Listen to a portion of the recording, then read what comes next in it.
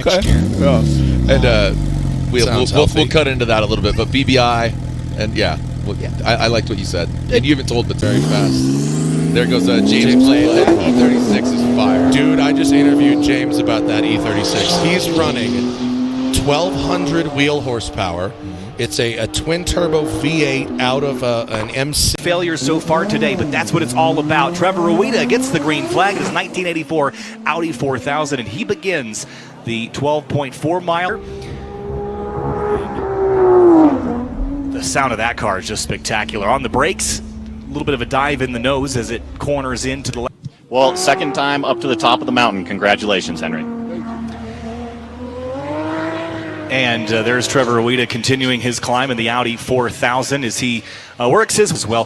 How are the delays going to compound for those running later in the day, or will it start to help you as the sun starts to dive a little lower in the sky? No, I mean, our sun is up so late this time of year that it's just getting warmer and warmer. And what happens also is as the sun hits the road all day, that air between the road and, let's say, your door handle is pretty warm, and that's all that's coming through the car, and that will stay, because even once the sun goes down, the asphalt stays warm. It won't be to that point, but it is difficult. Yeah, it certainly is challenging. Trevor Rueda working his way up in the 1984 Audi 4000. This is a beautiful car, sounds the part as well.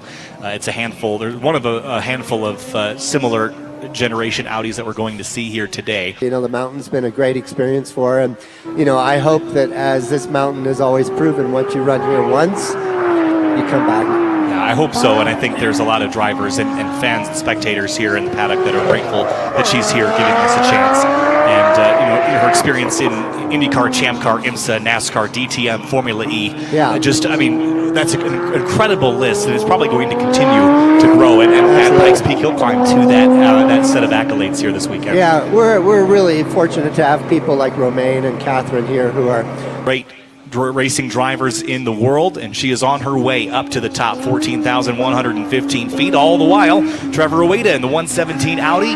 2 corners left, little one-wheel peel there, leaving the hairpin, and we'll see what this toward to cross stripe. Watch those bumps right there. You see it compress. And where did Trevor Rueda land? Yellow and white machine. And next up is the 132. This is Chris Johnson in the 1991 Nissan Skyline GTR out of St. Augustine, Florida. His rookie year as well. He'll be the next. Chris Johnson will be Bruce Giuani, who we talked about earlier, out of. The 132 is climbing to the sky. Chris Johnson in the Nissan Skyline GTR, his rookie year. First couple of sectors out of the way. Chris Johnson, 225, 310, and then a 348. Bruce Giuani, 2 minutes flat for the first sector. Very, very solid time for him. And the noise and that on the rear of near the rear of that Corcus. I don't think it's run out of fuel, but I guess that's possible. And that 132, 2 corners left to go. It is struggling, and there's the tail lights back on. I hear a car. Uh-oh, is it a clutch or a gearbox problem potentially? The engine's revving, but it's going nowhere.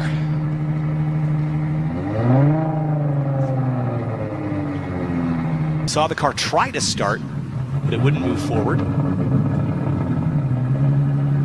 There it goes. Yes!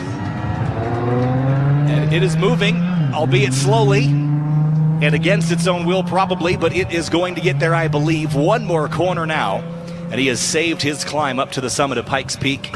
Perseverance there, given it a second. But waking up very early to get in a race car is that's not, you're not new to that. But maybe waking up and then having to sit there for 5 or 6 hours to wait for your run, that's got to be a new experience as well, right? It is. It's all part of it, right? Even sitting at the top of them. Issue in her Porsche, so her run came to an end. So Don had to go back to the start and begin again. But it seems like this run is going a little better for Don Wickstrom and sector. To have such a diversity in levels of experience and manufacturer backing and all the things is quite special here. And I tell you what it makes for, and literally everybody has been so nice and so kind. Too. We've seen some pretty quick coming in rainstorms. 37's off and away, Jerome France. And under the start gantry. Oh, I love the sound of the Porsche. I know you and I are probably biased a little bit, but Yeah. if this runs as intended, it'll probably run another 4 to 5 hours, but again, we'll see how things pan out as we send the Porsche back down towards the start line, the number 37. Still at the hill. Engine is fired in that Porsche, and off and away goes the number 92.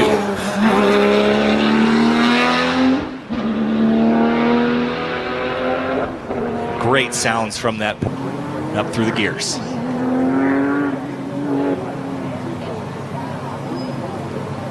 A little bit tentative back on throttle there, leaving one of the hairpins, but continuing up the ascent in that Porsche 911 GTR Pikes Peak.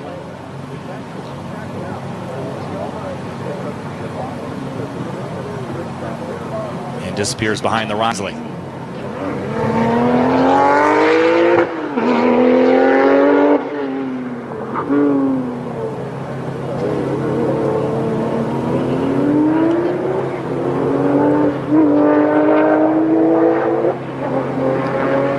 Up through the gears, you can hear the clutch go 7 free. And here comes Kingsley to the top of the mountain for the 8th attempt in the number 96 Porsche. Andy Kingsley spins and still goes to the top, completes the Pikes Peak International Hill Climb, finished it up, and looks like Joey's up there. He's caught up with him. Standing here with 550 turns, just to kind of get the tire temperature back to normal temperature so that they would operate normally again. But yeah, I left more room where I usually do, and I committed where I usually didn't, and spinning and dancing pirouettes, but that's the nature of Pikes Peak. Which is really fun. I'm pretty new to turbos. I've been enjoying it. It's a single-seater open wheel, so I'm my only rookie in class here in the open wheel. Yeah, so you mentioned you're a rookie. There's 20 of them here this year in practice and qualifying. How hard do you push? I like to say that I don't push, but you get behind the wheel and then you get that laser focus and you start seeing those double yellows and you just want to send it. So it's definitely a balance there. I definitely want to make it to the top. So once I start going a little bit... got the car turned back over, had also installed a fuel cell for this climb up the mountain and had to completely disassemble the car because of the saddle fuel tanks. Requires quite a bit of modification to get that to fit. So cars across the stripe. Here comes Raymond Guerrero across. So with that being said, you can't take some away from like an endurance car, and when you get a hot day like today, it does play havoc on some. We're watching now Rob Dahm in that 1993 Mazda RX-7. 3 rotors under the hood of that car. Extensive work done to the underbody of it, flat floor and sequential transmission. And it's not the craziest build that's ever taken to the mountain, Clint, but there's certainly a lot of effort that's been put into this car over the years. This is Rob's first time up the mountain. There's 20 rookies in the field. He is one of them. He's got lots of... So I just, by the grace of God, I made those few corners, and I'm sure it cost me a ton of time to having to lift and reset, and but we made it. So makes an incredible noise, but he is a builder, a tinkerer. He really is interested in motorsport, and I think his appreciation for it is what led him here to this particular build. With the history that rotaries have had on the mountain, I think he'd like to add to it. Well, and when you're a do-it-yourselfer, to conquer Pikes Peak is a real neat thing. It just gives you that good gut feeling that you pretty much, that's what we do at Vauxhall Racing. Here's Rob Dahm in his first year in that number 146, the RX-7 in its inaugural attempt. And his inaugural attempt, Rob Dahm, is going to make it to the last corner here at the Pikes Peak International Hill Climb. And Rob Dahm has done it. He has finished the Pikes Peak International. Oh, this is more difficult than we thought. This is more expensive. And so by the end of it, he had really put in the majority of the money because he was just determined to get this done and to see it through. And that sort of perseverance and determination is, what we see in this event today. I think looking back at the history of this event, and we talk about the construction of the road and the paving of it all the way to the summit, is that a significant moment in the history of this to finally complete maybe the vision of Spencer Penrose to pave it all the way to the top?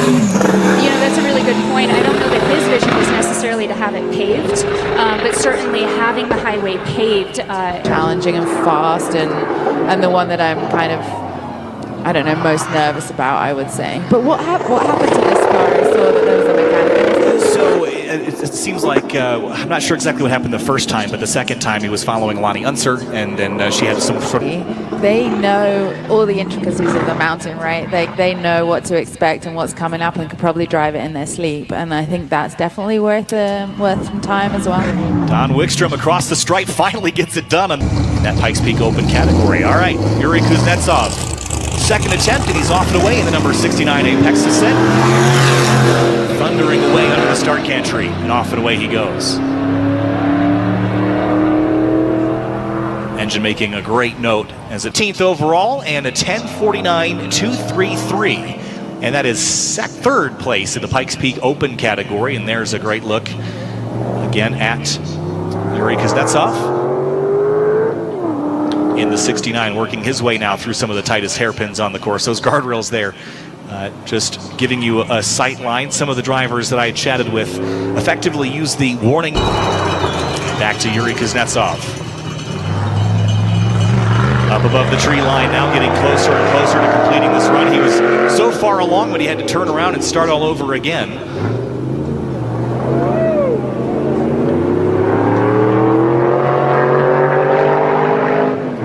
Motoring up the hill, the engine sound of that car is just unbelievable. The wheels were not spinning, so finally Saturday 7:30 a.m. the wheels spun. So it was a huge emotional battle for everybody in the team, but the car is running. So today we were like, hey, we're just gonna try to make it at the top, and she was a beast. It was a beast running up.